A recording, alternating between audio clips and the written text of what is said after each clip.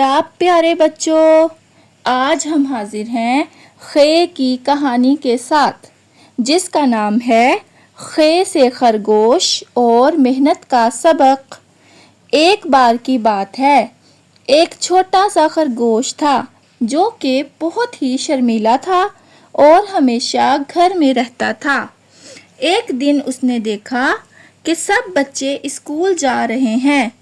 خرگوش نے سوچا کہ میں بھی کچھ سیکھنا چاہتا ہوں، تو وہ بھی اسکول جانے لگا۔ وہاں ٹیچر نے اسے خے لکھنا اور بولنا سکھایا۔ شروع میں تو وہ بہت تھک جاتا تھا، نیند بھی بہت آتی تھی، مگر اس نے ہمت نہیں ہاری۔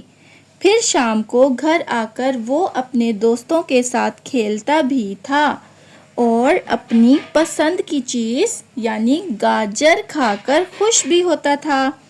جب اسکول میں سالانہ فنکشن ہوا تو خرگوش نے ناچ کر خوب مستی کی اور سب کو بہت ہنسایا۔ پھر سب نے تالی بجائی۔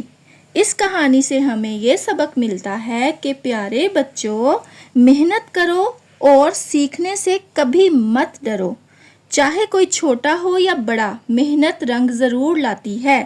کہانی اچھی لگے تو لائک اور سبسکرائب کر دیں۔ شکریہ۔ اللہ حافظ۔